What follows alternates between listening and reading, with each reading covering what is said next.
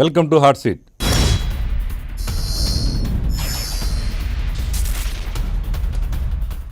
మంత్రిగా అపార అనుభవం ఉంది. కాంగ్రెస్ హైకమాండ్ వద్ద ఆయనకు ప్రత్యేక గుర్తింపు ఉంది. 4 సార్లు ఎమ్మెల్యేగానే కాక మంత్రిగా అనుభవం ఉన్న నేత. తెలంగాణ రాష్ట్రం ఏర్పడ్డాక తొలి తెలంగాణ కాంగ్రెస్ కమిటీ అధ్యక్షులుగా అరుదైన గౌరవం తగ్గించుకున్నారు పొన్నాల లక్ష్మయ్య.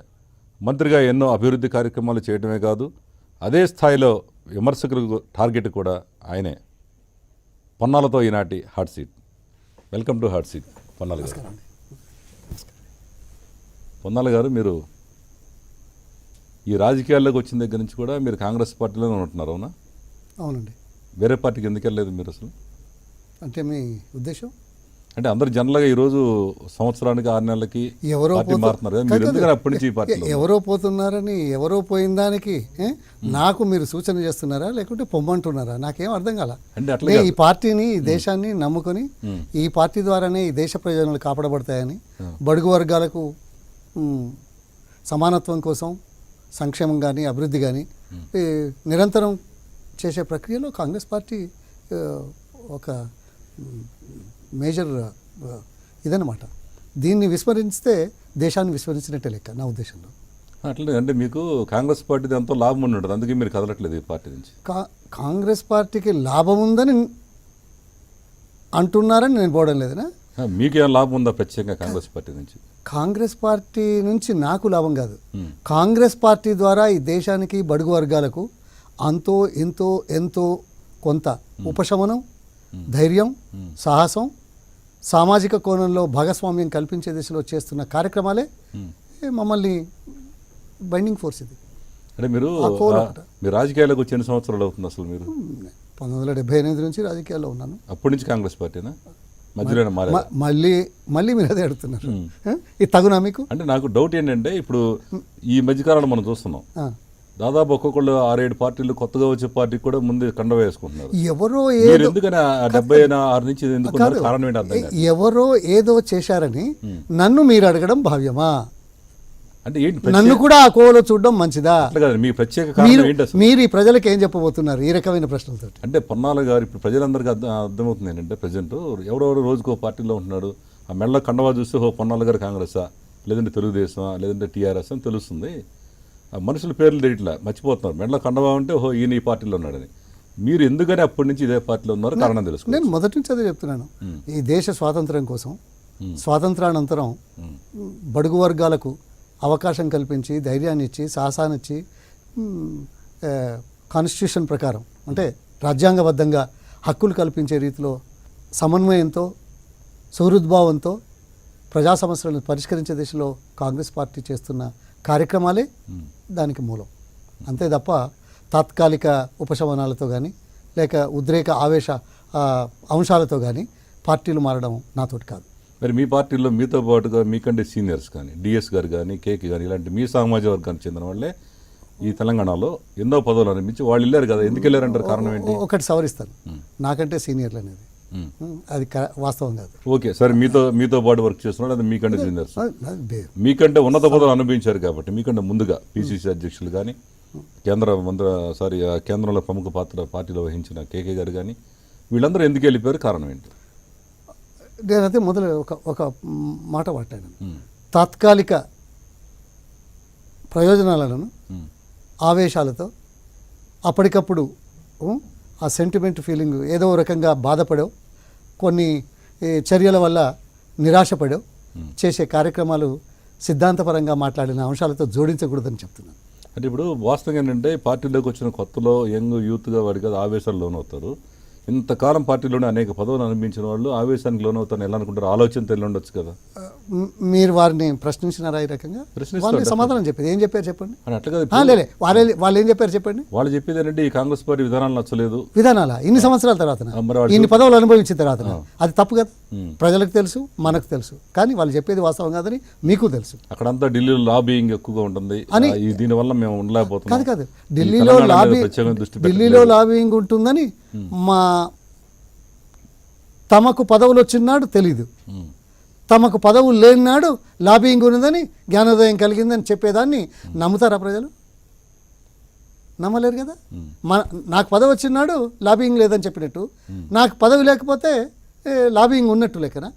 ఇది అసంబద్ధ, ఏదో వ్యక్తిగత కారణాల వల్ల వాళ్ళ తాత్కాలిక ఉద్రేకపూరిత వాతావరణం లోపల ఏమైనా చిన్న చిన్న పొరపాట్లు పార్టీ ద్వారా ఏమైనా జరిగి ఉంటే దానికి భూతద్దంలో ఊహించి పార్టీని విడిచిపెట్టారు. విడిచిపెట్టిన వాళ్ళు కూడా వచ్చారు. ఇవాళ కొత్త కాదు.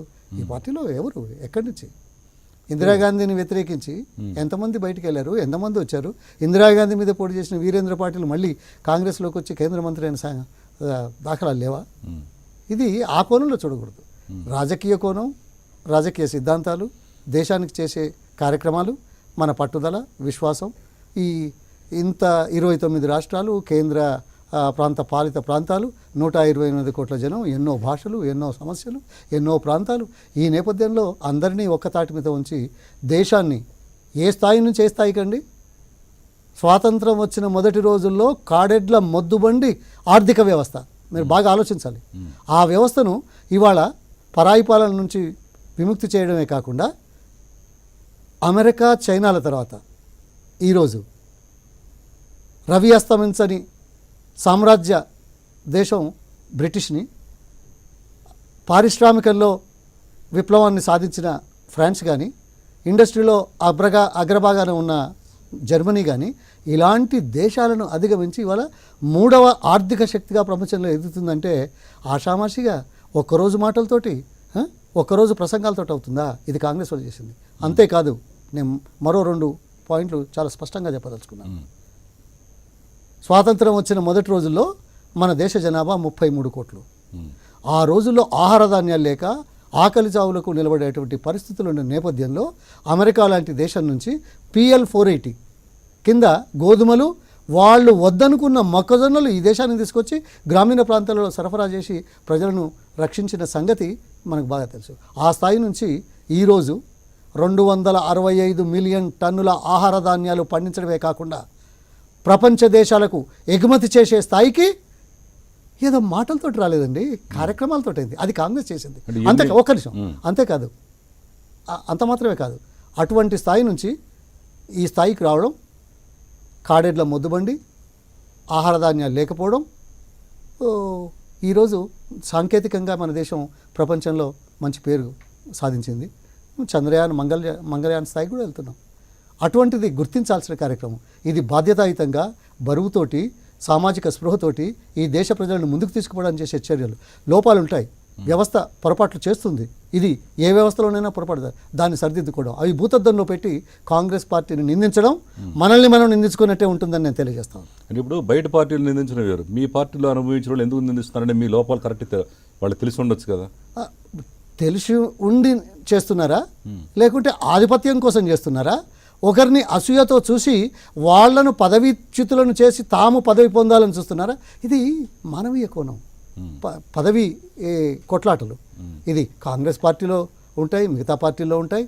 ఇది ఆ మానవీయ కోణం. అంటే మనుషుల్లో ఉండే స్వభావాలు ఇవాళ కొత్తగా వచ్చినాయి కాదు, ఏదో మన ఇద్దరికే పరిమితం అని అనుకోవడం పొరపాటు. ఇది సమాజంలో ఉంది. దాన్ని అధిగమించి కూడా ప్రజాహితం కోసం, అత్యధిక ప్రజల జీవన ప్రమాణాలు మెరుగుపరచడానికి చేసే కార్యక్రమాలే కాంగ్రెస్ పార్టీ యొక్క ముఖ్య ఉద్దేశంగా గుర్తించాల్సిన అవసరం ఉంది. ఇప్పుడు పొన్నాల గారు, మీరు ఇన్ని సంవత్సరాలు ఉన్నారంటే మీకు ఒక పెద్ద లాబింగ్ ఉందంట కదా ఢిల్లీలో, నిజమేనా? ఏం చేస్తారు ఆ లాబింగ్? మీరు ఎట్లా వాళ్ళని మెయింటైన్ చేస్తున్నారు? అవునా, ఒకసారి తెలుసుకోండి, నాకైతే తెలియదు. మరి మీరు మెయింటైన్ చేయకపోతే ఇన్ని సంవత్సరాలుగా మీ మీద ఇంత ఆరోపణ కూడా రావట్లేదండి మీ పార్టీ నుంచి? పార్టీ నుంచి ఆరోపణ వచ్చినా రాకున్నా అది ప్రామాణికం కాదు. మన చిత్తశుద్ధి, మన కన్సర్న్, మన కమిట్మెంటు, అది ప్రామాణికం. లాబింగ్ అనేది ఉంటే అంతకుముందే అయ్యేవాళ్ళం మేము. లాబింగ్తో కాంగ్రెస్ అసలు ఇంత లాంగ్ లాబింగ్ ఎట్లా మెయింటైన్ చేస్తున్నారు? వాళ్ళకి డబ్బులు ఇస్తుంటారు మీరు? మళ్ళీ మీరు మరి అంతే కదా, ఇది కుక్కతో ఒక వంకరలాగా. మరి అంతే కదా. ఇప్పుడు మీ పార్టీ నిన్న కూడా ఒక ఆయన విమర్శించాడు, సూట్ కేసులు మోసే వాళ్ళ పదవులు ఇస్తారు మీ జిల్లాలో. అదే నిరాశ నిస్పృహల్లో మాట్లాడే వాళ్ళు ఉంటారు, అవకాశాలు చేజారే వాళ్ళు మాట్లాడే మాటలకు మనం స్టాండర్డైజ్ చేస్తామేంటి? అంటే ఇప్పుడు ఆంధ్రాలో చూడండి, ఇప్పుడు పెద్ద పెద్ద వాళ్ళు మంత్రులుగా చేస్తున్నారు. అంటే ముఖ్యంగా మీ సమాజం కన్నా లక్ష్మీనారాయణ గారు కావచ్చు, అట్లా ఇక్కడ కూడా డిఎస్ కావచ్చు, కేకే కావచ్చు, ఇలాంటి ప్రముఖులందరూ కూడా అక్కడ పరిస్థితి నచ్చగా అక్కడంతా సూట్ కేసులు మోస్తుంటారు, లాబింగ్ అంటారు కదా. నాకు తెలిసి మీరే అంత ప్రముఖం అనుకుంటున్నారు, అంత లాంగ్ కంటిన్యూ ఉంటున్నారంటే బాగా మీకు బలమైన సంబంధాలు ఉన్నాయా లాబింగ్లో? అంటే వీళ్ళు బలమైన సంబంధాలు లేవు, ఏది లేదు, నేను ఎవరిని కలవలేదు. నేను 5 సంవత్సరాలు సోనియా గాంధీ గారిని ప్రత్యక్షంగా 1-to-1 కలవలేదు పిసిసి ప్రెసిడెంట్ అయ్యే వరకు. రాహుల్ గాంధీ గారిని మొట్టమొదటిసారిగా 1-to-1 కలిసింది 15 రోజుల ముందు 8 మంది తెలంగాణ ముఖ్యులను పిలిచి మాట్లాడే అవకాశం కల్పించినప్పుడు మొదటిసారి కలిశాను. సో ఇవన్నీ లాబింగ్ కాదు. ఒకటే మాట నేను చెప్పాను, కలవకపోయినా మీకు పదవులు ఎందుకు వస్తాయి? లాబింగ్ ఉందా లేదా? లాబింగ్ అనే దానికి అర్థం లేదు, అది లేదు. కానీ మీ మాటలోనే మీ ప్రశ్నలోనే ఎవరో అన్నారన్న దానికి నేను వివరణ ఇస్తున్నాను. ఎవరైతే 2 సార్లు పిసిసి అధ్యక్షులుగా పనిచేశారో, ఎవరైతే మంత్రులుగా పనిచేశారో, ఎవరైతే కాంగ్రెస్ వర్కింగ్ కమిటీలో పనిచేశారో వాళ్ళు ఈ మాట అన్నారని అంటుంటే వాళ్లకు లాబింగ్ తోటి వచ్చిందనా ఒప్పుకున్నట్ట వాళ్ళు? అంటే వాళ్ళు తక్కువ లాబింగ్? బలమైన లాబింగ్ కాదు. అంత స్థాయి కాంగ్రెస్ వర్కింగ్ కమిటీలోకి వచ్చిన మహానుభావులు కానీ 2 సార్లు పిసిసి అధ్యక్ష పదవులు చేపట్టిన వాళ్ళు కానీ లాబింగ్ లేకుండా వచ్చి ఇప్పుడు లాబింగ్ ఉన్నదని చెప్పడంలో అర్థమైంది నాకు అర్థం కాలేదే. అంటే వాళ్ళకి తక్కువ స్థాయి లాబింగ్ ఏముంటుంది, మీకు బలమైన? తక్కువ ఎక్కువ కాదు. తక్కువ ఎక్కువ అయితే వాళ్ళకంటే ముందే అయ్యేవాడిని కదా. మరి అంటే ఎటు తిరిగి వాళ్ళందరూ మీతోనే ఉంటారు కదా బ్యాక్గ్రౌండ్ అని చెప్పి మీరు ఇప్పుడు దాకా ఆశించుండవు. నేను అలా కాదు, అలా ఇది అసంబంధమైన వాదన. అయితే ముఖ్యంగా పొన్నాల గారు, మీరు అనేక సంవత్సరాలు దాదాపు ఐటీ మంత్రిగా, ఇరిగేషన్ శాఖ మంత్రిగా రాజశేఖర రెడ్డి గారి పీరియడ్లో పనిచేశారు చాలా కాలం. ఈ పని చేసినప్పుడు మీరు తెలంగాణకు ప్రత్యేకంగా ఏమీ చేయలేదని మీ మీద విమర్శలు చేశారు. ఎందుకు చేయలేదు, మీ కారణం ఏంటి? చేయలేదని విమర్శలు ఉన్నాయి. ఎందుకు చేయలేదంటే మీరు వాళ్ళు చెప్పిన మాటలు నమ్మినట్టుగా ఇక్కడ ప్రచారం చేస్తున్నారు. ఇప్పుడు కేసీఆర్ గారు ఒక్క నిమిషం అంటే వాళ్ళు ఎవరో ఏదో అన్నారని దాన్ని మీరు నమ్మినట్టుగా ఇక్కడ ప్రజల ముందు నన్ను దోషిగా పెట్టడం ఇది మంచిది కాదు. ఏం చేశారు మీరు చెప్పండి. ఏం చేశానా? తెలంగాణకి మీరు ఏం చేశారు? నేను ఇచ్చిన స్టేట్మెంట్లు కానీ ఇవి కానీ మీరు ఎన్నడూ చదవలేదా? చెప్తాను. తెలంగాణ 2001లో 41 మంది శాసనసభ్యులు సోనియా గాంధీ గారికి ఇచ్చిన విజ్ఞాపన పత్రంలో మొదటి సంతకం చేయించి మిగతా వాళ్ళతో సంతకం చేయించి ప్రొఫెసర్ జయశంకర్ లాంటి వారిని అధిష్టానం ముందుకు తీసుకెళ్ళి తెలంగాణ అవసరాన్ని గురించి చెప్పించాను. తర్వాత 1991లో తెలంగాణ అభివృద్ధి కోసం తెలంగాణ శాసనసభ్యులందరినీ ఆనాటి ప్రధానమంత్రి దగ్గరికి పంపించడానికి నేను తెలంగాణలో ఒకే ఒక్క మంత్రిని జెండా ఊపి పంపించినందుకు విజయభాస్కర్ రెడ్డి గారు నాకు తన మంత్రివర్గంలో చోటు కల్పించలేదు. చాలా మాట్లాడాడు. అది నా జీవిత చరిత్రలో ఇప్పుడు రాస్తున్నాను. అది ఇప్పుడు ప్రస్తుతించాల్సిన అవసరం లేదు. ఏ రకంగా మాట్లాడాడు. మేము తెలంగాణ గురించి 1956 కంటే ముందే అది మిడిల్ స్కూల్ పిల్లలుగా బడిగంట కొట్టి విశాలాంధ్ర వద్దు తెలంగాణ ముద్దు అనే నినాదాలతో గ్రామ వీధుల్లో తిరిగాము. ఇది తెలంగాణవాదిగా. ఇకపోతే అభివృద్ధి విషయంలో అసలు ఏమైనా అర్థం ఉందా ఈ మాట మాట్లాడడానికి? 1991లో తెలంగాణకు పవర్ ప్రాజెక్ట్ కావాలని అప్పటి పార్లమెంటు ఎన్నికల ఇన్ఛార్జ్ బాధ్యతలు వహిస్తున్న నేను అప్పుడు కమాలుద్దీన్ అహ్మద్ గారు ఫస్ట్ మేనిఫెస్టోలో పాయింట్ ఏది పార్లమెంటరీ కోసం భూపాలపల్లి విద్యుత్ కేంద్రం కావాలి అని. ఆ తర్వాత ఆంధ్ర అధికారులు ఈ బొగ్గు పనికిరాదనే నినాదంతో పక్కన పెట్టారు. 2004లో రాజశేఖర రెడ్డి గారి ప్రభుత్వం కాంగ్రెస్ ప్రభుత్వం వచ్చిన తర్వాత ఒకే ఒక్క మాటతో వెంటనే 30 రోజుల్లో పునాది రాయి వేయడానికి ఆదేశాలు ఇచ్చారు. ఆదేశాలు ఇచ్చి పునాదికి వేయడానికి వెళ్తూ ఉంటే హెలికాప్టర్లో గోదావరి చూపించాను, బొగ్గు గన్లు చూపించాను. చూడండి, ఇక్కడి బొగ్గు విజయవాడకి వెళ్తుంది, ఇక్కడి బొగ్గు ఆర్టీపీపీకి వెళ్తుంది, ఇక్కడి బొగ్గు విశాఖపట్నం ఎన్టీపీసీకి వెళ్తుంది. ఇది న్యాయమా? ఇది ఖర్చుతో ఎక్కువ ఖర్చు కూడుకున్న దాంతో కాదా? ప్రజల మీద భారం కాదా? అదే విద్యుత్ ప్లాంట్ ఇక్కడ ఉంటే మంచిది కాదా? అరే అందుకే కదా 500 మెగావాట్లు పునాది ఇస్తున్నాం. కాదు, మీరు చరిత్రలో నిలిచిపోతారు, 2వ దశకు కూడా ఇక్కడే ప్రకటించండి అన్నాను. 500 పునాది వేస్తూ 2వ దశకు వేశాడు. తర్వాత కిరణ్ కుమార్ రెడ్డి ప్రభుత్వంలో కేంద్ర ప్రభుత్వ బొగ్గు పాలసీ మారితే నేను క్యాబినెట్లో మాట్లాడాం. ఏమని? మొదటి దశకు 2వ దశకు పూర్తి స్థాయిలో బొక్కే టైం ఉంది, కొత్త నినాదాల వల్ల 60% మేరకే ఉండాలి, 40%. సో ఇంపోర్టెడ్ కోల్ కాంపోనెంట్ను మొదటి దశ, 2వ దశ, 3వ దశ కలిపి చేసినట్టయితే 3వ దశ సునాయాసంగా చేయొచ్చు అంటే 15 రోజుల్లో దానికి ఆర్డర్ ఇచ్చారు. అంటే ఈ రకంగా బొగ్గు అంటే కేంద్రం మొట్టమొదటిది తెలంగాణలో ఏకైక యూనిట్గా వచ్చింది. ఇవాళ 500, 600 పూర్తయింది, 800 ఇంకా ఈ ప్రభుత్వం వచ్చిన తర్వాత మీనవేషాలు లెక్కలు వేస్తున్నారు. అది కూడా చేపట్టాలని మేము కోరుతున్నాం. అదే కాకుండా గోదావరి జలాలు మేమండి 1984-85లో 2 సంవత్సరాలు తెలంగాణ కరువు ప్రాంతం, మెట్ట ప్రాంతం, దుర్భిక్ష ప్రాంతం, భూగర్భ జలాలు అడగంటిన ప్రాంతం అని నేను, పురుషోత్తం రెడ్డి గారు ఆ పెద్ద మనిషి ఇంతకుముందు మంత్రిగా ఉన్నారు, మొన్ననే పాపం పరమతించారు, ఆయన అధ్యక్షుడిగా నేను జనరల్ సెక్రటరీగా 2 సంవత్సరాలు పోరాటం చేశాం. ఆ రోజు వరద కాలువ గురించి చేశాం, కానీ కాలేదు. ఈ ప్రభుత్వం వచ్చిన తర్వాత వరద కాలువతో పాటు, దేవాదులతో పాటు సమగ్రమైన తెలంగాణకు అవసరమయ్యే ప్రాజెక్టుల గురించి రూపకల్పన చేసి మేము తీసుకొచ్చాం. ఇవాళ అత్యంత ఎత్తైన ప్రాంతం తపాస్పల్లి, నా నియోజకవర్గంలో తెలంగాణలో 1580 అడుగుల ఎత్తుకు గోదావరి నీళ్ళు తీసుకొచ్చి చెరువులు, గ్రామాల చెరువులు నింపుతున్నాం. భూగర్భాలు పెరుగుతున్నాయి. ఈ రాష్ట్రంలో ఒకే ఒక్క మున్సిపాలిటీ, జనగాం మున్సిపాలిటీ, గోదావరి జలాలతో 24 గంటలు ప్రతిరోజు 365 రోజులు తాగునీళ్ళు ఇచ్చే అవకాశం గోదావరి జలాలతో కల్పించాం. మేమేదో తక్కువ చేశామని వీళ్ళు చదువుకున్న వాళ్ళు లేకపోతే అభివృద్ధిలోకి వస్తారు, ముందంజలో ఉంటారు అని ఆరోపణలు చేయడానికి చేసే మాటలను ప్రచారం చేసేటువంటి వ్యవస్థ దురదృష్టం అని. మరి మీరు ఇన్ని రకాలుగా పనులు చేసినా కానీ మరి మీరు కనీసం మీ జనగాంలో మీరు ప్రత్యేకంగా గుర్తింపు తెచ్చుకునే కార్యక్రమాలు చేసినా మీరు ఎందుకు, మీ పార్టీ ఎందుకు ఓడిపోయింది, మీరు కూడా ఎందుకు ఓడిపోయారు? మేము ఓడిపోవడానికి, పార్టీ ఓడిపోవడానికి చాలా విశ్లేషణ ఉంది. మేము 10 సంవత్సరాలు అధికారంలో ఉన్నాం. అధికారంలో ఉండి ప్రపంచంలో కానీ దేశంలో కానీ ఎవరు ఊహించని విధంగా సంక్షేమ అభివృద్ధి కార్యక్రమాలు చేపట్టాం. అయినా అదే చెప్తున్నాను, మీరు ఓపిక పట్టండి. ఓడిపోయాం ఎందుకు?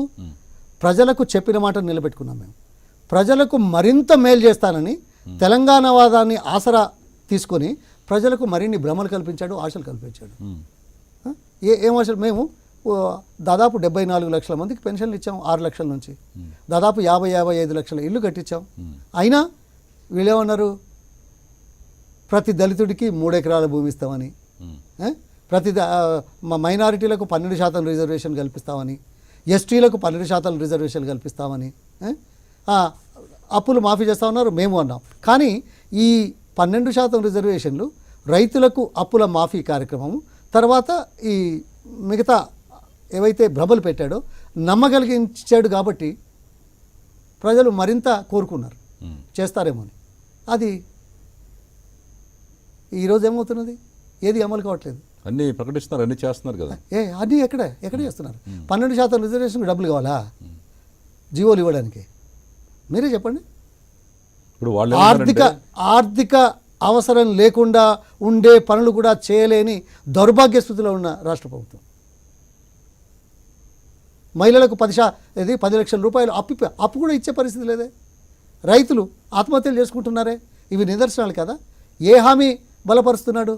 3 ఎకరాల భూమి చొప్పున ఈ రాష్ట్రంలో కనీసం 4 లక్షల కోట్ల రూపాయలు అవసరం ఉంటుందనే వాస్తవం, నగ్న సత్యం తెలుసా? అమలు పరుస్తాడా? నమ్మారు.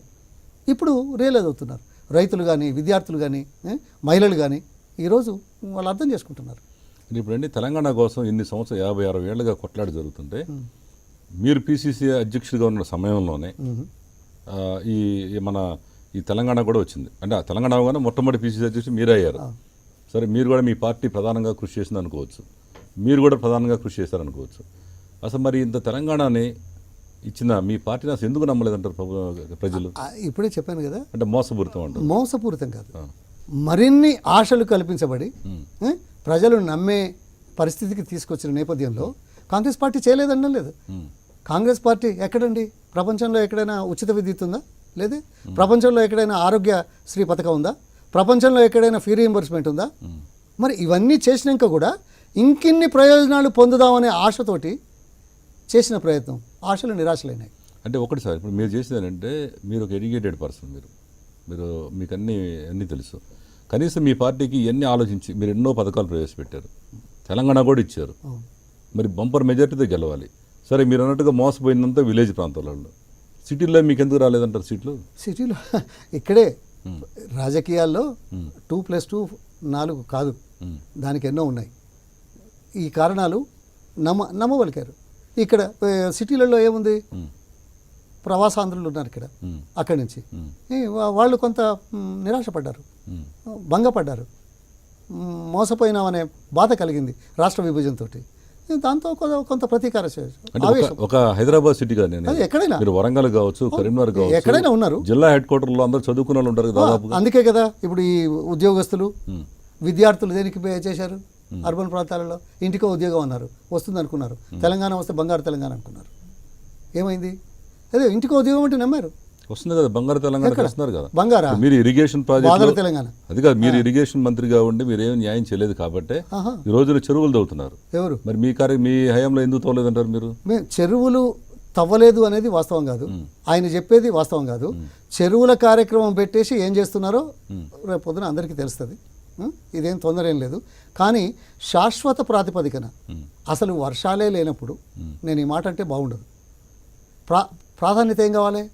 వృధాగా పోతున్న నదీ జలాలను మొట్టమొదట తీసుకురావడం ఉద్దేశంతో ప్రాజెక్టులు కట్టే ప్రయత్నం, ప్రాజెక్టు పురోభివృద్ధిలో ఉండే కార్యక్రమం. ఒక చెరువులు ఇప్పుడు తవ్వినంత మాత్రాన నీళ్ళు వచ్చి పడతాయా? అంటే వర్షాలు వచ్చినప్పుడు స్టోరేజ్ చేద్దామని ముందు జాగ్రత్త, మీకు లేని జాగ్రత్త వాళ్ళు చేస్తున్నారు. వాళ్ళు ఇప్పుడు ఇన్ని సంవత్సరాలలో ఎంత వర్షపాతం పడ్డది, ఎన్ని చెరువులు నిండినాయి, మన దగ్గర డేటా లేదా? ఇవన్నీ సాంకేతికమైన విషయాలు భూతద్దంలో పెట్టి ప్రజల్ని మళ్ళొకసారి మభ్యపరిచే రీతిలో ప్రాధాన్యతలు సంతరించుకుంటున్నారు. అంటే ఇప్పుడు మిషన్ కాకతీయ అంతా వేస్ట్ అంటారు మీరు? నేను వేస్ట్ అనడం లేదు, ప్రాధాన్యతలు సరికావు అంటున్నాను. మనం నదీ జలాలు వృధాగా పోతున్న నేపథ్యంలో వాటిని మొట్టమొదటగా కరువు ప్రాంతాలకు, మెట్ట ప్రాంతాలకు తీసుకొచ్చే కార్యక్రమాన్ని పక్కన పెట్టడం మంచిది కాదు. ఈరోజు ఈ 2 సంవత్సరాల్లో మీరు ఈ ప్రాజెక్టులలో ఎంత డబ్బు ఖర్చు పెట్టారు? ఎందుకు ఖర్చు పెట్టట్లేదు? ఇది శాశ్వతమైన ప్రాతిపదిక కాదా? నీకు ప్రాధాన్యత మామూలు చెరువులకైనా? నేను కాదనడం లేదు, ఈ పని ఆ పని జరగాలి. మరి ప్రాధాన్యతలను గుర్తించి అరచేతిలో స్వర్గం చూపే నైజం కేసీఆర్ది. అందుకే కొంత మోసపోయారు. అదేదో పెద్ద చాలా గొప్ప పనిగా మాట్లాడితే ఎట్లా? మైనర్ ఇరిగేషన్ పనులు చేయలేదా? గత 10 సంవత్సరాల్లో వైట్ పేపర్ ఇవ్వాలండి. మైనర్ ఇరిగేషన్లో ఏం పనులు అయినాయి? కేంద్ర ప్రభుత్వ నిధులు ఎన్ని వచ్చాయి? జపనీస్ బ్యాంక్ నుంచి ఎంత తీసుకొచ్చారు? RRR పథకంలో ఏమొచ్చాయి? ఏది చేయనట్టుగా ప్రచారం చేసి పాపం గడుపుకునే మహానుభావుడు ఆయన, మాట తప్పే మహానుభావుడు ఆయన. ఆయన నిజస్వరూపం బయటపడుతుంది కదా ఒకటోటి. అయితే ఒకటండి, మీ పార్టీ హయాంలో ఏది చేయాలన్నా కానీ మీకు హైకమాండ్ నుంచి రావాలి ఆర్డర్స్. ఎవరన్నారు? అంటే మీ సొంత నిర్ణయాలు ఎవరు తీసుకున్నారు? అప్పుడు ఉన్న సీఎం గారు క్యాబినెట్లో ఉండే క్యాబినెట్ నిర్ణయాలు ఉంటాయి ఎప్పుడైనా. ఢిల్లీ నుంచి మాకు రావాలని వెయిట్ చేసేవాళ్ళు. ఇప్పుడు కేసీఆర్ ఇది మీరు తన సొంత నిర్ణయంతో చైనా కూడా వెళ్ళి వచ్చారు మన ప్రాజెక్టుల కోసం. మీరు చేయలేని పని ఆయన స్వయంగా చైనాకి వెళ్ళి చైనా వెళ్ళినంత మాత్రం ప్రాజెక్టులు వచ్చాయా? ఎందుకయ్యా మాట్లాడేది? వస్తూ ప్రయత్నిస్తాడు ఆయన. మేము ప్రయత్నం చేయలేదా? ఇప్పుడు మీరు చేయలేని పనులన్నీ కేసీఆర్ ఇవన్నీ తప్పండి. ఈ మాదిరిగా మాట్లాడడం పొరపాటు. అదేంటండి, మీరు చేయలేని పనులు ప్రభుత్వం చేస్తున్నప్పుడు ఏం చేయలేదు, నువ్వు చేసింది ఏమిటి? ఎవరయ్యా నీ దగ్గరకు వస్తే ఆఫీస్లో ఇంటర్వ్యూ దొరకకపోయిన సంస్థ మళ్ళీ చైనాలో పట్టుకున్నాను. ఇదా నువ్వు చేసేది? నీ నిజస్వరూపం బయటపడుతుంది. మేము గూగుల్, ఆరకిల్, తర్వాత అమెజాన్ మేము పూర్తి చేస్తే నువ్వు పోయి సంతకాలు పెట్టుకొచ్చితే నువ్వు చేసినట్టా? అంటే ఈ ప్రాజెక్టులన్నీ మీ హయాంలో పూర్తి చేశారా? మా హయాంలో మొదలు పెట్టాం, పూర్తి చేసాం. ఇవాళ దమ్ముంటే ధైర్యం ఉంటే ఐటీఆర్ ఎందుకు చేయట్లేదా? ఏమో చెప్తున్నాడు బాగా. దేశంలో మొదటిసారిగా ఇంత పెద్ద ఎత్తున కార్యక్రమం తీసుకున్నామే. 17 central government departments, ministries approval చేసి ప్లానింగ్ కమిషన్ తీసుకొచ్చింది. మేము పురోభివృద్ధిలో ఉంటే మొదలు పెడితే ఇంతవరకు దాని లేదు. మేము యానిమేషన్ అండ్ గేమింగ్ 15,000 మందికి ఉద్యోగాలు వచ్చే అవకాశం, ప్రపంచంలో అత్యుత్తమమైన యానిమేషన్ గేమింగ్ మీడియా సిటీకి పునాది వేస్తే ఈనాటికి 18 నెలలు అవుతుంది. ఏం చేస్తున్నారు మీరు? ఇదా అంటే ఇప్పుడు వాళ్ళు చెప్పేది అంటే మన స్టూడియోలో ఒక ఎంపీ మాట్లాడుతూ, మీ వరంగల్ జిల్లా చెందిన మహబూబాబాద్ ఎంపీ మాట్లాడుతూ, మా పార్టీ ప్రభుత్వంలోకి వచ్చి కేవలం 16 నెలలు అవుతుంది, పసికోన ఇది, ఇన్ని 100 సంవత్సరాలు ఉన్న కాంగ్రెస్ పార్టీ చేయని పని మేము 16 నెలలు ఎలా చేస్తాం? సమయం ఇవ్వాలి కదా అని అంటున్నారు. దానికన్నా చిల్లర మాటలు. 16 నెలలు చేయలేకపోయినాం, వాళ్ళు ఏం చేశారు అని మాటలు కాదు. 16 నెలల్లో కొనసాగుతున్న కార్యక్రమాలు ఎందుకు కొనసాగించబట్టలేదు? అంటే మీ అన్ని లోపాలు ఉన్నాయి కాబట్టి వాళ్ళు సరి చేసుకోవచ్చు. లోపాలు ఉన్నాయా? లోపాలు ఏ వ్యవస్థ? పొన్నా లక్ష్మీ చేశాడా? లేకుంటే కిరణ్ కుమార్ రెడ్డి చేశాడా? రాజశేఖర్ రెడ్డి చేశాడా? సాంకేతికమైన విషయాలు ఏం మాట్లాడతారు? ఏ వ్యవస్థ అయితే ఈ రాష్ట్రం లోపల ఈ రోజున్న ఐటీ కంపెనీలు చేసిందో అవే చేస్తుంది. ఈ వ్యవస్థ అదే వ్యవస్థ నాగార్జున సాగర్, మరి అదేవిధంగా శ్రీశైలం ప్రాజెక్టులు, శ్రీరామ్ సాగర్ ప్రాజెక్టులు, పోచంపాడు కట్టిన వ్యవస్థే ఈరోజు ఆ ప్రాజెక్టులో అంకురార్పణ చేశాం. ఎవరి సొంత నిర్ణయాలు కాదు కదా, నీతిగా ప్రాజెక్టుల దగ్గర 47 ప్రాజెక్టుల దగ్గర చర్చలు పెట్టాం. నిపుణులు కానీ రాజకీయ పార్టీలు కానీ పాల్గొనాల్సిందిగా చెప్పాం. ఆ రోజు ఎక్కడ పడుకున్నామయ్యా కేసీఆర్? ఏం మాట్లాడుతున్నాడు ఈయన? వ్యవస్థలో లోపాలు ఉంటే ఉండొచ్చు, కాదు దాన్ని భూతద్దంలో పెట్టి తన వంతు క్రియగా చరిత్రలో నిలిచే విధంగా, చరిత్రను నమ్మించే విధంగా మిగతా వాళ్ళు తప్పులు చేశారని ప్రచారం చేసుకొని పబ్బం గడుపుకొని ఏదో కొద్దిపాటి సవరణలు చేసి చరిత్రలో నిలుద్దాం అనే తాపత్రయం తప్ప ఇది తప్పు. ఈ వ్యవస్థ మాతో వచ్చిందా? మాకంటే ముందుందే. మా తర్వాత ఇప్పుడు మీ దగ్గర పనిచేస్తున్న ఇంజనీర్లు కానీ సెక్రటరీలు కానీ ఆ రోజు పనిచేయలేదా?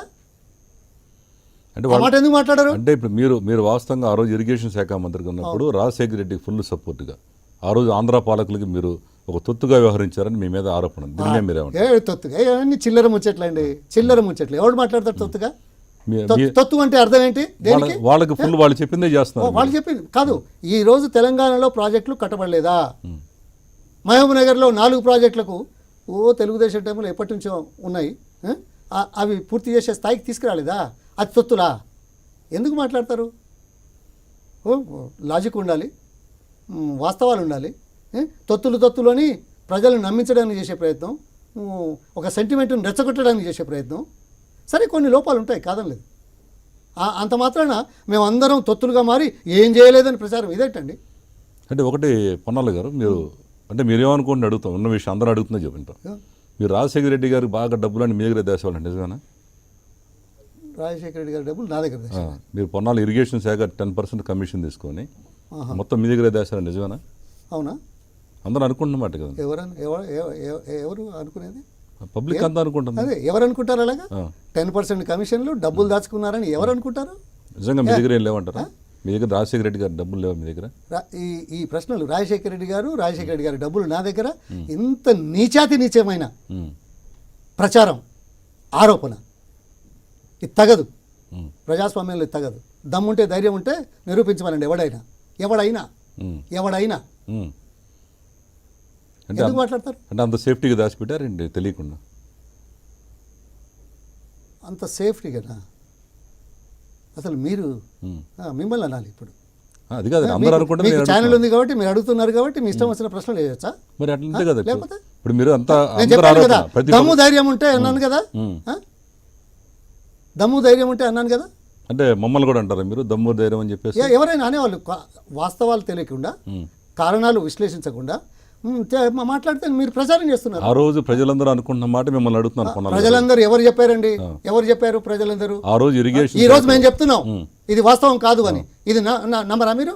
ఎవరో ప్రజలు అన్నారని ఎవరి పేరు చెప్పకుండా, ఎవరన్నది చెప్పకుండా మీరు మాట్లాడడం తగునా? అంటే ఇది రాంగ్ అని చెప్పి మీరు అంటున్నాను కదా, చెప్పాను కదా. I'm very categorical.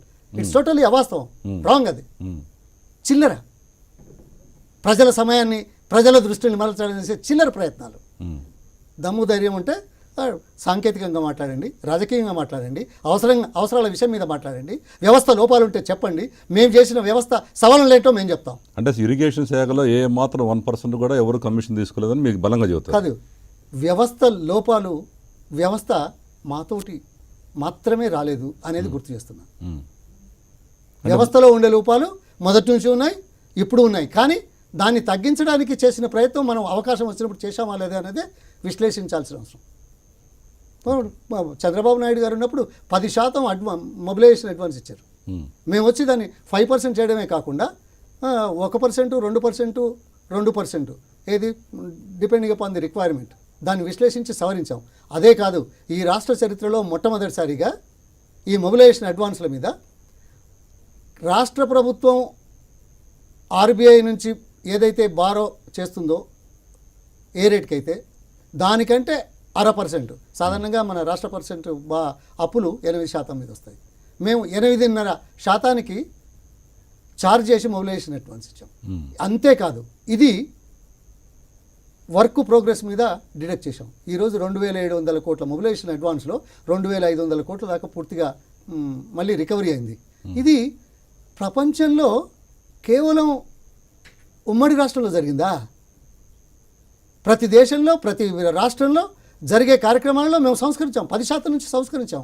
ఇక అవినీతి అవినీతి ఉంది, లేదనేది కాదు. ఏ రూపంలో ఉంటుంది ఏంటుంది దాన్ని అర్థం చేసుకుని సవరించి తగ్గించే ప్రయత్నం చేశామే తప్ప మేమేదో అవినీతిలో పాల్పడ్డామని ఊరికే రాళ్ళేసే ప్రయత్నం చేస్తే ఇది సమాధానం కాదు. ఓకే అండి, వచ్చిన బ్రేక్.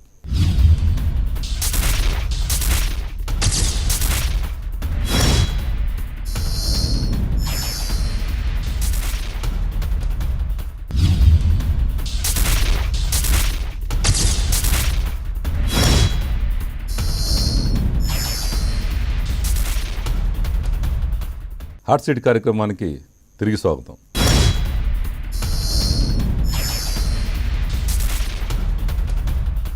పొన్నాల గారు, మీ పార్టీ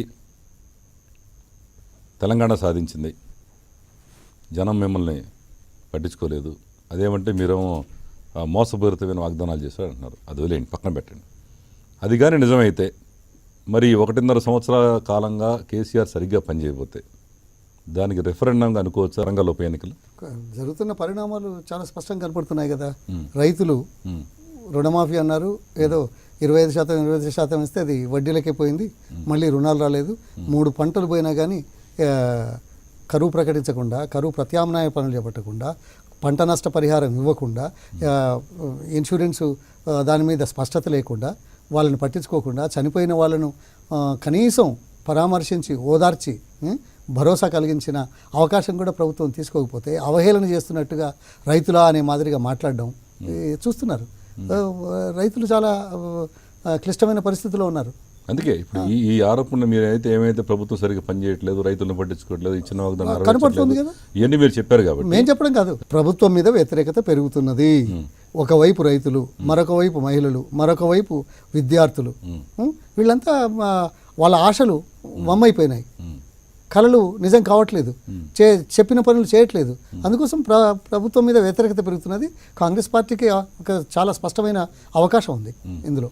ఇది ఒకవైపు వ్యతిరేకత, మరోవైపు రాజకీయాలు ఉంటాయి, అది ఎప్పుడు సర్వసాధారణమే కదా. ఎందుకంటే ఈ వరంగల్ జిల్లా పొన్నాల సొంత జిల్లా కాబట్టి మరి మీరే చెప్పాలి ఇది. ఎందుకంటే మీ పిసిసి అధ్యక్షుడు ఉత్తమ్ కుమార్ రెడ్డి ఏమంటున్నాడంటే 1,08,000 ఓట్లు వస్తే లెక్కలేసి చెబుతున్నాడు. ఎందుకంటే అంత కరెక్ట్గా ఎట్లా చెప్పారంటారు? తాను సర్వే చేయించానని చెప్పాడు. సర్వే ప్రకారం శాంపుల్ సర్వేసు బాగా పెద్ద ఎత్తున చేయించారు.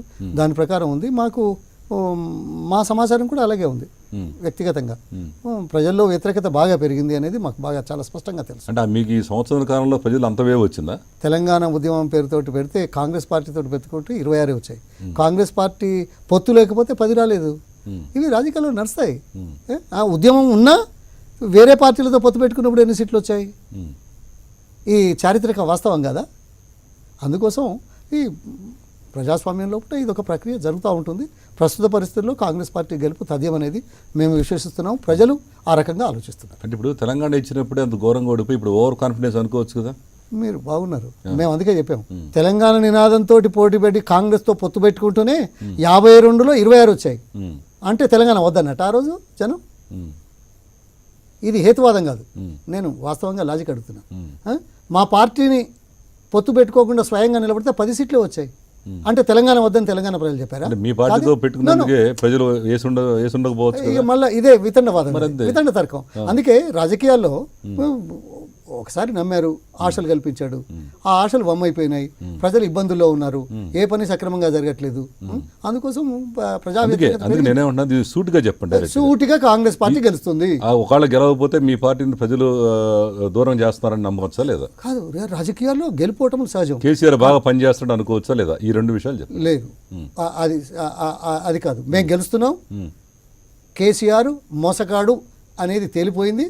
ఖచ్చితంగా దీని మీద మరో ప్రస్తావన అనవసరం. ఓకే, అయితే ఇప్పుడు ఈ అభ్యర్థి విషయంలో మీ గతంలో పిసిసి అధ్యక్షుడు చేసి మీరంతా హవా నడిపారు. ఇది పార్టీ సీట్ల విషయంలో కూడా ఏకఛత్ర మీరు ఒక పిసిసి అధ్యక్షుడు మీ హవా నడిచింది.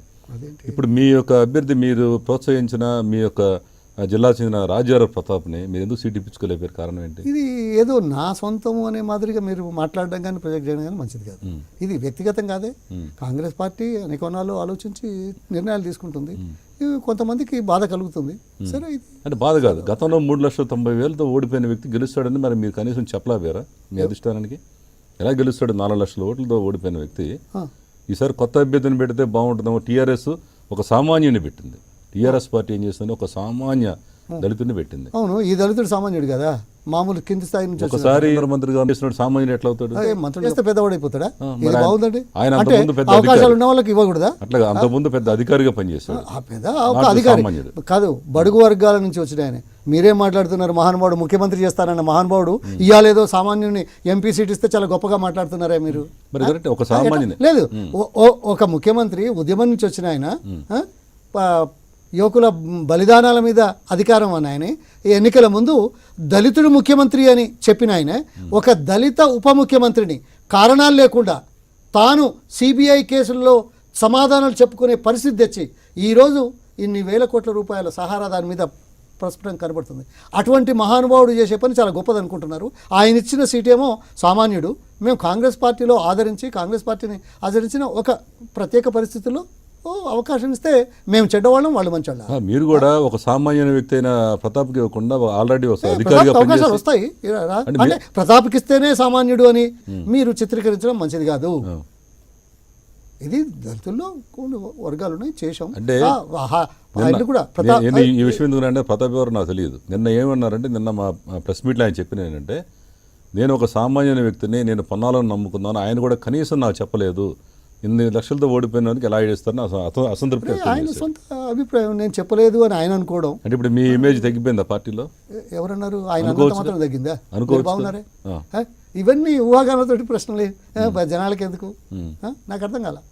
అంటే మీ పార్టీ విషయాలు ఆయనకు టికెట్ ఇస్తే నేను చెప్పినట్టు, ఆయనకు టికెట్ ఇవ్వకపోతే నేను చెప్పనట్టు, ఇంకో 10 మందికి రాలేదు కాబట్టి ఆ 10 మందికి నేను చెప్పనట్టు. మరి ఇప్పుడు వీళ్ళందరినీ ఎవరు బుజ్జగించే పాత్ర ఎవరు తీసుకున్నారు? మీ పార్టీలో పవర్ఫుల్ లీడర్ ఎవరు కనపట్లేదు కదా, ఎవరు తీసుకుంటారు? మీరు పవర్ఫుల్ ఏంటండి? మాకు వ్యవస్థ ఉంది, కాంగ్రెస్ పార్టీ ఉంది, మేమందరం కలిసి పనిచేస్తాం, తప్పనిసరిగా అసమ్మతిని సర్దుబాటు చేస్తాం.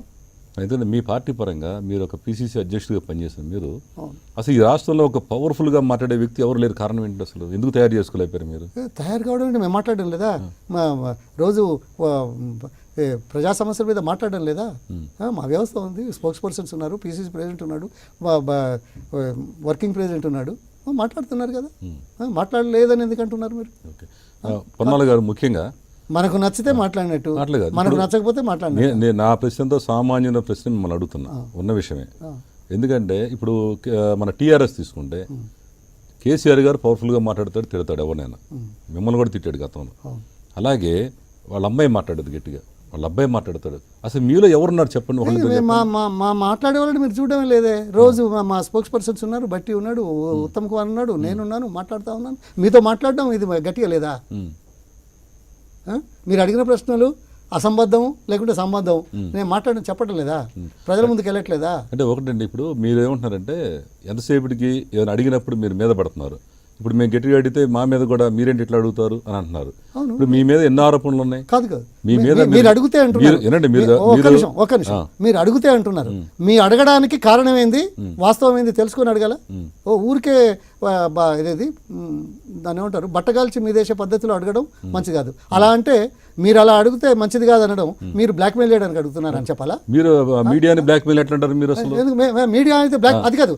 మీరు వాస్తవాలు తెలుసుకోకుండా ప్రజల ముందు ఏదో నెపంతో సంచలనం కోసం, లేకపోతే మీ వ్యూవర్షిప్ కోసం, ఏదో గట్టిగా అడిగినామని చెప్పుకోవడం కోసం చెప్పే ప్రయత్నం, ఇది బ్లాక్ మెయిల్. జలయజ్ఞం ధనయజ్ఞంగా మారిన మాట అందరూ వేలాది మంది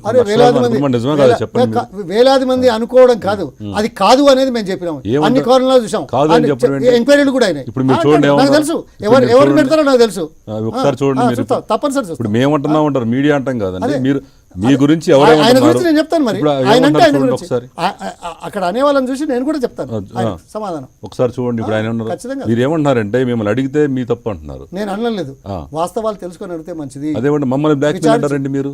మీరు చూడండి, మీ అన్నమాట కాదు, సాక్షాత్తు దానికి నేను సమాధానం చెప్తాను. ఇప్పుడు చూడండి ఏమంటారు, దానికి సమాధానం చెప్పకపోతే మీరు రైట్. చూడండి, జలయజ్ఞాన్ని ధనయజ్ఞంగా మార్చినటువంటి దొంగల ముఠాలో మెంబడిన ఆ ముఠా సభ్యుడు తెలియదా లోకానికి? ఇది జలయజ్ఞాన్ని భక్తు ధనయజ్ఞంగా మార్చినటువంటి ఒక దొంగల ముఠా సభ్యుడిన నువ్వే కదా సంతకాలు పెట్టింది. 6 ఏళ్ళు ఇరిగేషన్ మంత్రి పదవి వెలిగబెట్టింది నువ్వే కదా. కనీసం నీ జిల్లాలో ఉన్న దేవాలయాల పర్యటన పూర్తి చేయగలిగినావా నువ్వు? 6 ఏళ్ళు ఇరిగేషన్ శాఖ మంత్రి ఉంటే దేవాలయాల మొదటి దశలను దాటిందా? నీ గొప్పతనానికి ఇయ్యాల మాట్లాడుతున్నావు, పెద్దగా నోరు పెట్టుకో. ఇప్పుడు దీని గురించి మీరేమంటారు చెప్పండి. ఆయన మిమ్మల్ని స్వయంగా ఒక దొంగల నాయకుడిగా అన్నారు ఆయన. దొంగల నాయకుడు, దొంగల ముఠాలో మెంబర్ అంటున్నాడు. ఆ. నేను జలయజ్ఞాన్ని ధనయజ్ఞం చేశాడు అంటున్నాడు. చాలా సంతోషం ఆయన మాట్లాడిన మాటలా. అదే కదా, ఇదే కదా. మరి ప్రజలు ఆయన నమ్మే కదా ఒక్క నిమిషం. మిమ్మల్ని అనబట్టే ప్రజలు నమ్మి మీకు వ్యతిరేకంగా అంటే ఓటేస్తారు. మేము వచ్చినాడేమో, మేము గెలిచినాడేమో, మేము మాకేం లేదు, ఓడిపోయినంత మాత్రాన ఈ ఆరోపణ వాస్తవమని మీరు నమ్మబడుతున్నారు. ఇది అయితే ఇది దొంగ ఒక్క నిమిషం దొంగ దొంగ దొంగ అన్నట్టుగా ఉంది. ఈయన చరిత్ర ఏంటండి? ఈయన ఎక్కడి నుంచి వచ్చాడండి? 35 సంవత్సరాలు ఏనాడైనా తన సొంత ఊళ్ళో ఒక చెరువు రిపేర్ చేసుకున్నాడా? ఇప్పుడు అధికారం వచ్చి చేస్తున్నాడు. అధికారం వచ్చింది కాదు, మేము అధికారంలో లేనప్పుడు కూడా గోదావరి జలాల గురించి పోరాటం చేశాం. ఇక వరంగల్లో ఏం చేయలేదన్నాడే. దేవాదుల పథకంతో ఇవాళ హైయెస్ట్ 1580 అడుగుల తపాసుపల్లిలో నీళ్ళు నింపి గ్రామ గ్రామాల చెరువులు నింపే కళ్ళు కనపడడం లేదు ఆయనకి. ఏం మాట్లాడతాడు ఆయన? ఇప్పుడు మీరు ఏం చెబుతారు? దానికి సమాధానం దానికి సమాధానం చెప్పాను కదా, దొంగ దొంగ అన్నట్టుగా ఉన్నది. అంటే కనీసం మీ ఈయన సొంత జిల్లాలో కూడా అది కాదు, పని ఒక్క చేయలేదు. నిమిషం. మేము మా మీద విచారణ కూడా జరిగింది, లోకాయుక్తకి వెళ్ళాము. అన్నిట్లో క్లియర్ అయిందే. మేనేజ్ ఎక్కడ రాలేదు. మీరు మేనేజ్ చేసుకున్నారు. ఓహో, ఆరోపణ వస్తే మేనేజ్ చేసుకున్నాం, లేకపోతేనేమో ఇది ఎక్కడ వితండవాదం అండి. ఆయన మహానుభావుడు ఇవాళ సిబిఐని అడుగుతున్నారు కేంద్ర మంత్రిగా ఏం పని చేశాడు అనేది. ఆయన పాస్పోర్ట్ల కేసు తెలియదా? ఆయన మీద ఉన్న కేసులు తెలియదా? మరి మీరు ఎందుకు చెప్పలేదు? ఆయనతో కలిసి మీరు ఎందుకు పోటీ చేస్తారు? మీరు అలాంటప్పుడు ఆయనతో కలిసి మీరు ఎందుకు పోటీ చేస్తారు గతంలో? మేము చెప్పాం. అందుకే దొంగ దొంగ అన్నట్టుగా ఉంది, ఇందులో వాస్తవం లేదు. ఇది తేలుతుంది. ఎందుకు 2 రోజులు ఆగండి. అన్నీ వెనక్కి తీసుకుంటున్నాడు కదా, ఏ కార్యక్రమం సరిగ్గా జరగట్లేదు కదా. ఇప్పుడు బండారం బయటపడింది కేంద్ర మంత్రిగా ఆ 2 మాసాలు చేసిన పని. గురువింద గింజ ఎదుటి వాళ్ళని అనే ముందు తనను గురించి తను ప్రశ్నించుకోవాలి. మరి అప్పుడు కేంద్ర మంత్రిగా ఉన్నప్పుడు మీరే కదా ఆయన పదవి ఇచ్చింది, మీ కాంగ్రెస్ పార్టీ కదా. ఇచ్చినంత మాత్రాన ఈ పని చేయమని నేను చెప్పానా? మరి అప్పుడు మీరు ఎందుకు ఎంక్వైరీ చేయలేదు? అంటే మీకు ఇష్టమైనప్పుడు ఎంక్వైరీ చేయరు, వదిలేస్తారు. ఇప్పుడు మాకు ఇష్టమైనప్పుడు ఎంక్వైరీ, ఇష్టం లేనప్పుడా? అసలు ఈ వ్యక్తి ఏం చేశాడని తనకు తను ప్రశ్నించుకోవాలి. ఇలాంటి మాటలు మాట్లాడే ముందు తన ఆత్మవిమర్శ చేసుకోవాలని చెప్తున్నాను, అంతే. దొంగ దొంగే అని దొంగ దొంగ అన్నట్టుగా ఉంది ఆయన. అంటే ఇప్పుడు పొన్నాల గారు ఏమవుతుందంటే మీరు ఒక కూల్డౌన్ అండి. మీరు ఎందుకంటే మా మీద కూడా మీరు సీరియస్ అవ్వడం కూడదు. మీరు వాళ్ళ మీద అవుతున్నారు, మీడియా మీద సీరియస్ అవుతున్నారు. నేను సీరియస్ కాదు, మేము ప్రజల తరఫున మిమ్మల్ని ప్రశ్నించే హక్కు గ్యారెంటీ ఉందా లేదా మీరు చెప్పండి. లేదు, ప్రజల తరఫున ఉంది, కానీ మీ తరఫున కాదు, వ్యక్తిగతంగా కాదు. ఇప్పుడు మీరు ఈయన కేసీఆర్ చూపించారు, నేను సమాధానం చెప్పాను. అలాగే మీరు అడిగే ప్రశ్నకు దాన్ని విచారించి అడగాల్సిన బాధ్యత, ఆరోపణ చేయడం కాదు. ప్రజలు అడుగుతున్నారు, నాయకులు అడుగుతున్నారు, అడిగాడు, మేము సమాధానం చెప్పాం, మేము చర్చించాం. అసెంబ్లీలో 18 రోజులు చర్చించాం, ఫైళ్లు ముందర పెట్టాం, ప్రాజెక్టుల మీద చర్చించాం. ఎక్కడున్నాడు ఈయన? ఎక్కడ పడుకున్నాడు? ఈ రోజు మాట్లాడుతున్నాడు. ఏ రోజు మాట్లాడలేదా? ఆ రోజు మేము అవకాశం కల్పించావా లేదా? ఇవన్నీ కల్పించిన తర్వాత ఈ రకంగా అంటే మరి ముడుపులు అంటే మొబిలైజేషన్ అడ్వాన్స్ నేను చెప్పాను కదా. దేశంలో ఎక్కడ లేని విధంగా మొబిలైజేషన్ అడ్వాన్స్ ఎక్కువ ఇచ్చింది మీరే అంటున్నారు. మీ హైలో ఇచ్చారా? మళ్ళీ మీరే అంటున్నారు. మేమేం చెప్పాం? 10% ఉన్నది తగ్గించాము, ఇది కొత్త కాదు, దానికి 0.5% ఎక్కువ వడ్డీ వసూలు చేశాము, పనులతో రికవరీ చేశాము, మొత్తం రికవరీ అయింది. ఇదేదో కేవలం అంటే ఎక్కువ పనులు కనపడుతున్నాయి కాబట్టి దీంట్లో ఏదో ఉందని మా మీద అభాండాలు వేసినంత మాత్రాన ఈ మీరు మంచోళ్ళని అనుకోరు జనం. కానీ ప్రపంచంలో జరిగే కార్యక్రమంలో సవరించాం, సంస్కరించాం, మేలు చేశాం. అలా చేసేపట్టుకునే ఈ మాత్రం పనులైనాయి. ఊరికే ఆరోపణలు చేసి పబ్బం కట్టుకుందాం అనుకుంటే జనం చూస్తారు. అసలు మీ హయాంలో ఒక పూర్తి ప్రాజెక్ట్ పేరు చెప్పండి. మీరు మొదలు పెట్టారు ఇరిగేషన్. అందుకే మీరు మీడియా వారిగా నేను బాధపడుతున్నా అని అడగడం బాధపడతారు. కాదు, అడగడం కాదు, వాస్తవాలు ఏమాత్రం తెలుసుకోకుండా అదే మీ నోటితో చెప్పండి. కాదు, మీరు ప్రారంభించిన పని మీ హయాంలో మీ చేత ఏం ప్రారంభించారు? మీరు అడిగే ప్రశ్న ఎలా ఉండాలి? మీకు అనుకూలంగా ఉండాలి. అనుకూలంగా అక్కడే పొరపడపడు. మీరు వినాలి. అది కాదు, మీరు అనుకూలంగా వినాలి. మీరు అనుకూలంగా ఉండమని అనుకూలంగా కాదు, మీరు నగ్న సత్యాన్ని ముందు పెడుతున్నాను. అది కాదు, మీరు అడిగే ప్రశ్న ఎలా ఉండాలి? నేను ప్రజలకు అనుకూలంగా అడుగుతాను. మీరు ప్రజలకు అనుకూలం, ఒక ప్రజల పేరు మేము ప్రజలకు దూరమా? మేము ప్రజాస్వామ్యంలో ఎన్నికల వాళ్ళం, ప్రజల చేత కార్యక్రమాలు చేయించేవాళ్ళం. మీరు అది కాదు. మీరు అనుకూలంగా మీ ప్రశ్న ఎలా ఉండాలి? మీ హయాంలో ఎన్ని ప్రాజెక్టులు పూర్తయినాయండి? ఒక్క ప్రాజెక్టు కూడా పూర్తి కాలేదనే మాట అసంబద్ధము. నేను పూర్తి కాలేదని లేదు. మీ హయాంలో అన్నారు మీరు ఏం ప్రారంభించారు? మీరు మొదలుపెట్టిన ఏం ప్రారంభించారు చెప్పండి అమ్మా. చెప్తాను. గుత్పా అలీసాగర్ ఇక్కడ మా ఆదిలాబాద్ లో 3 మధ్యతరా ప్రాజెక్టులు పూర్తి చేసాం, నీళ్ళు ఇచ్చాం. దేవాదిలో నీళ్ళు తీసుకొచ్చి ఇచ్చాం. వరద కాలువ నుంచి నీళ్లు తీసుకొచ్చి ఖమ్మం వరకు తాగునీళ్ళు ఇచ్చాం, కనపడడం లేదా? ఇవన్నీ కనపడుతుంటే ఒక్కటి ప్రాజెక్టు పూర్తి చేయలేదని అడగడం సంచలనం కోసం, ప్రచారం కోసం చేస్తాం. సంచలనం కాదండి, అవును, మేమంటాం ఇవన్నీ వాస్తవాలు మీరు గుర్తించారు ఎందుకు? ఇప్పుడు ఆయన ఇప్పుడు కేసీఆర్ గారు అడిగిన ప్రశ్న ఏంటంటే, అవును, కేసీఆర్ అడిగిన ప్రశ్నకు సమాధానం చెప్పాను. కానీ మీరు అడిగే దాంట్లో ఎన్ని ప్రాజెక్టులు మొదలెట్టారు, ఎన్ని ప్రాజెక్టులు పూర్తయినాయని అడిగితే బాగుంటుంది. ములుగులో ఏ ఒక్కటి కూడా ఏనండి మీ దాంట్లో అవినీతి జరిగిన ములుగులో ఒక ప్రాజెక్ట్, మీరు అదేది మిరుగులో ప్రాజెక్ట్ అండి, వేసిన రోజున పగిలిపోయింది. దేవాదుల ప్రాజెక్టు ఆ రోజున మీరు అంతే పగిలిపోయినా లేదా? ఏంటండి వర్క్ పనిచేసేటప్పుడు వెల్డింగ్లో పొరపాట్లు జరిగితే అది పేలిపోయినట్ట? ఏం మాట్లాడతారండి? అవునండి, ఏం మాట్లాడతారు మీరు? అసలు ఇటువంటి చర్చలకు నాటువంటి వాడు రాకూడదండి. అంటే అదేంటండి, లేకపోతే ఏంటండి, ఏదో ఇప్పుడు నీళ్ళు రావట్లేదా, పేలిపోయిందని ఎలా చెప్తున్నారు? స్టార్టింగ్ రోజునే మీకు ఏమేమి చెప్పండి, ఏం కాలేదు, మీరు మీకు సమాచారం లేదు, మీరు తప్పు అడుగుతున్నారు. అంటే మీరు పగిలిపోయింది నిజం కదా? పగిలిపోయింది నిజమైంది, పగిలింది మళ్ళీ వెళ్లి చేశారు కదా. అదేంటండి, ఏంటండి మీరు మాట్లాడతారు? ఒక ఇల్లు కట్టేటప్పుడు ఎన్ని సమస్యలు ఉంటాయి? ఇల్లు కట్టేది ఇది ఇంత పెద్ద ప్రాజెక్టు, కోట్ల రూపాయలు సంబంధించింది. అయితే ఎవరు ప్రజాధనాన్ని మీ ఇష్టం వచ్చిన కాంట్రాక్టులు ఇచ్చేస్తారు కమిషన్లు తీసుకొని. మీరు ఊరికే కమిషన్లు తీసుకొని మాట్లాడే మాటలు మంచిది కాదండి. ఏం మాట్లాడుతున్నారండి? ఒక పొన్నాల వ్యవస్థ ఉంది. లేదు, మీరు మమ్మల్ని బెదిరించేట్టుగా మేము బెదిరించాం, మీరు బ్లాక్ మెయిల్ చేస్తున్నారు. ఎందుకని పదే పదే ఇది మాట. మేము అడిగింది మీరు నిజం అడుగుతాం. ప్రజల తరపున కోట్ల రూపాయల ధనం వ్యవస్థలో పద్ధతి ఉంది. పద్ధతి ఏంటో మీరు అర్థం చేసుకోండి. పద్ధతిని అధ్యయనం చేసిన తర్వాత ఆ పద్ధతి ఏమైనా మార్పులు ఉంటే అడగండి. కానీ ఊరికే ఇలా బట్టగాల్చి మీదేసే పద్ధతి మంచిది కాదు. మీరు ఆగండి, చేయడానికైనా మీరు ఆగండి. ఆరోపణలా మీరు ప్లీజ్ కూర్చోండి. ఆరోపణలు సమాధానం చెప్తున్నాం కదా.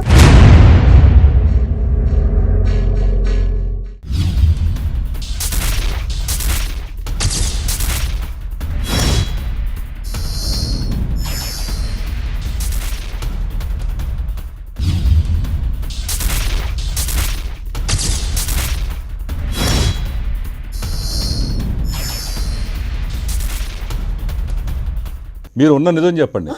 నేను ఎప్పుడు అవదని చెప్పాను. మీరు ఎందుకంటే మీరు అట్లా ఇంటర్వ్యూ చెల్లిపోవడం పద్ధతి కాదు కదా.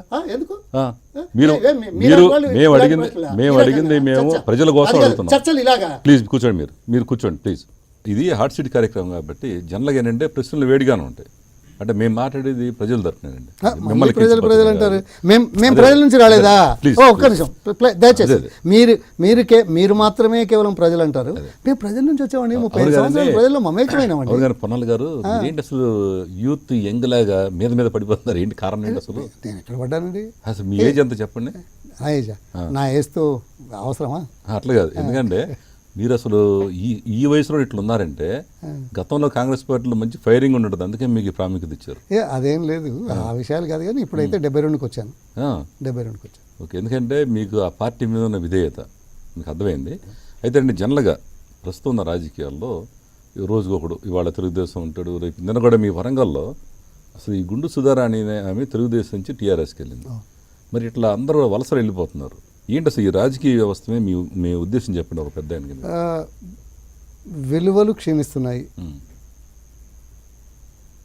విధానాలకు పద్ధతులకు పూర్తి విశ్వాసం కనబరచలేనటువంటి వ్యక్తులు తాత్కాలిక అవసరాల కోసము, తాత్కాలిక ప్రయోజనాల కోసము, స్వంత లాభం కోసము, మరేదో విషమ పరిస్థితుల్లో బయటపడడానికి చేసే కార్యక్రమాలు, ముందుంచుకొని చేసే కార్యక్రమాలుగా నేను భావిస్తాను. అందులో పొరపాటు ఉండొచ్చు, కొన్నిట్లలో వాస్తవం లేకపోవచ్చు. కానీ మెజారిటీ ప్రజలు అలా, మెజారిటీ కేసులో అలాగే ఉంది. అది ఏమవుతుందండి, ఇప్పుడున్న కొత్త వాళ్ళు యూత్ రాజకీయాలు రావాలనుకుంటే ఎన్ని పరిణామాలు చూసిన తర్వాత ఏంటో రోజుకు ఒకడు ఈ పార్టీలోంచి ఆ పార్టీకి వచ్చే సంవత్సరం ఎటుంటాడో తెలియదు, ఈ పార్టీలో గెలిచిన అక్కడ మంత్రి పదవులు ఇస్తున్నారు. ఈ కన్ఫ్యూజన్లో ఈ రాజకీయాలు అంటే ఒక అసహ్యం వచ్చే స్థాయికి యూత్ వస్తున్నారు. మరి మీరు కూడా మీ కోడలు వైశాలిని రాజకీయాల్లో తీసుకొచ్చారు అక్కడ. అసలు ఇలాంటి వాళ్ళు రాబోయే రోజుల్లో మీలాంటి నాయకులు అయితే 76 నుంచి ఇప్పుడు ఎట్లా అంటి పెట్టుకున్నారో, మరి ఈ కొత్త వాళ్ళకి ఏమవుతుందంటే ఈ రాజకీయాలకు అసేభావం వస్తుంది. దీన్ని వాళ్ళకి మీరు ఇచ్చే సూచన చెప్పండి. అంటే అధికారం కోసం అనేక దారులు దొక్కి అనేక వేషాలు వేసి ఏదో సాధిద్దాం, అధికారంలోకి వద్దాం అనుకునే పరిస్థితులు కొంత వ్యక్తుల్లోపట, ప్రజల మీద కానీ, ప్రాంతం మీద కానీ, దేశం మీద కానీ చిత్తశుద్ధి లేనటువంటి వ్యక్తులు మాత్రమే అలాంటి కార్యక్రమాలు చేస్తారు. అంతిమంగా ఈ దేశం సమాజం మనము అందులో భాగస్థులం, దీన్ని సంస్కరించుకోవాలి, దీన్ని మెరుగుపరుచుకోవాలి అనే మంచి ఉద్దేశంతో రావాల్సిన అవసరం ఉంది. మంచి ఎప్పుడు కొద్దిగా ఆలస్యం మంచికి, అప్పుడప్పుడు తాత్కాలికంగా ఇబ్బందులు జరుగుతాయి, కానీ అల్టిమేట్లీ మంచే నిలుస్తుంది. అది మనకు తెలుసు.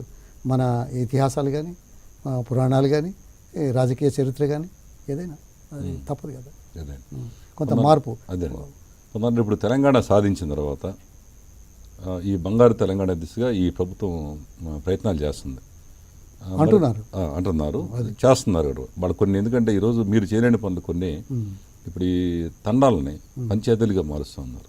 ఇది నిజంగా ఒక అద్భుతమైన చర్య, ఒక ఆలోచన అయితే వచ్చింది కదా. ఆలోచన అంత ముందు నుంచి ఉంది, ఇప్పుడు ఉంది, ఇప్పుడు ఇంకా ఏం చేయలేదు. అదేదో కొత్తగా చెప్పినట్టు మీరు అంటున్నారు. అది చేయరని డౌట్ మీకు? నేను చేయరని నేను ఎందుకంటాను, చేసిన తర్వాత ఒప్పుకుంటాను. అంటే ఒక ఆలోచన అయితే వచ్చింది కదా. ఆలోచన వారిది కాదు, అంతకు ముందు నుంచి వచ్చిన ఆలోచన. అదేం కొత్తగా వచ్చింది కదే.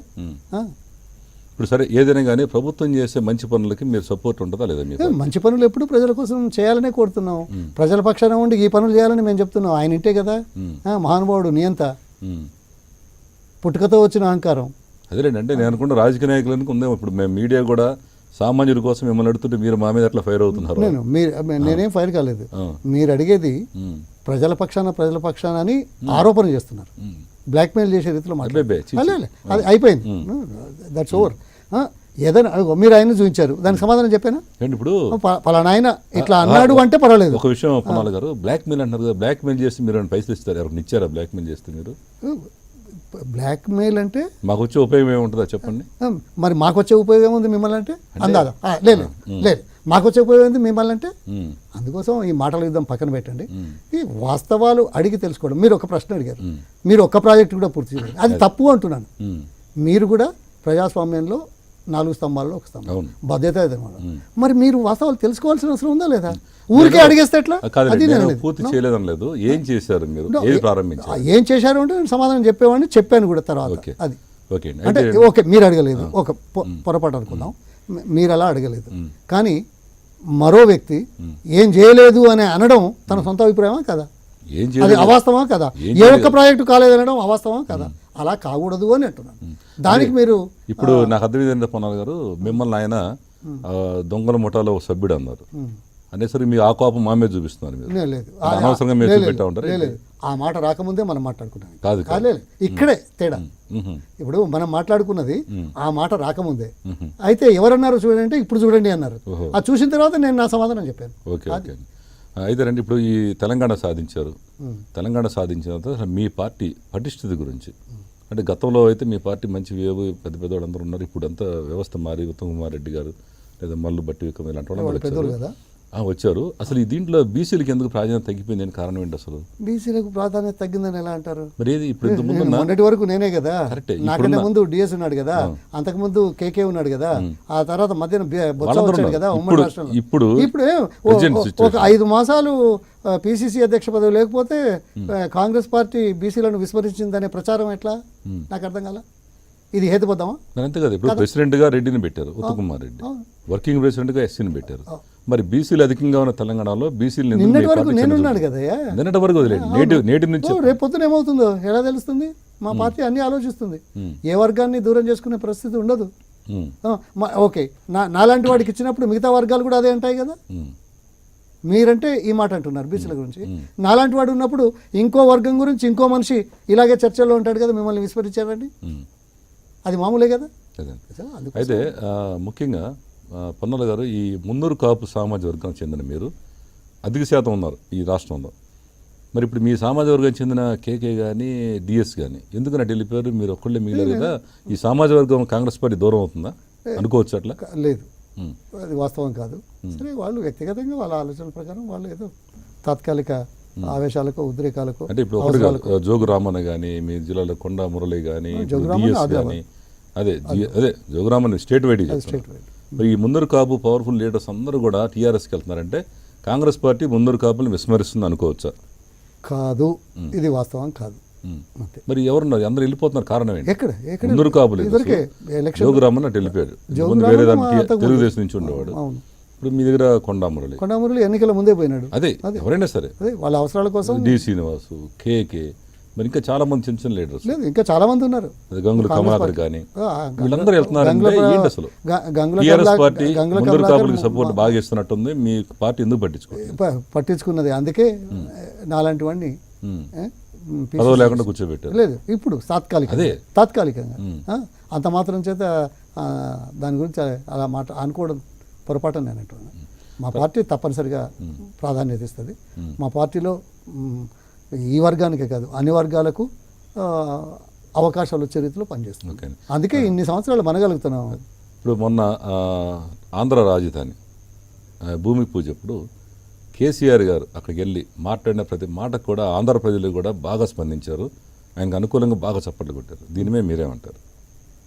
ఏదో మాట్లాడితే చప్పట్లు కొడితే దాని మీద కూడా మనం మాట్లాడాలా? అంటే ఈ ఆంధ్ర ప్రజలు కూడా కేసీఆర్ని అభిమానిస్తున్నారు కదా. ఏదో ఆహ్వానించి అవమానం చేస్తారా? అల్లేలే, మీరు ఆహ్వానించి అవమానం చేస్తారని ఎందుకు అనుకుంటున్నారు? అంటే చంద్రబాబు కంటే బాగా ఈయన మాటలు స్పందించారు. అది ఒక్కొక్కరి పర్సెప్షన్లో ఉంటుంది. ఆహ్వానించి అవమానిస్తారని అనుకోవడం పొరపాటు, ఆహ్వానించి ఆదరించకపోతే మరో పొరపాటు అవుతుంది. ఈ మంచి వాతావరణం ఉంటే రెండు రాష్ట్రాల ప్రయోజనాలు కాపాడుకోవడం, పరిష్కారం చేసుకోవడం, అభివృద్ధిలో కలిసిపోవడం మంచిదనే ఉద్దేశాన్ని, సంకేతాన్ని వాళ్ళు అక్కడ తెలియజేసినట్టుగా. ఎందుకంటే మహానుభావుడు వచ్చి 17 నెలలు అయిపోయింది. ఆయన మొదటి రోజు నుంచి ఇప్పటి వరకు నేను మొదలే చెప్పాం. సరే, చారిత్రక సత్యం, తెలంగాణ ఏర్పాటు అవసరం అనేది తెలంగాణ వల్ల ఉన్నాం.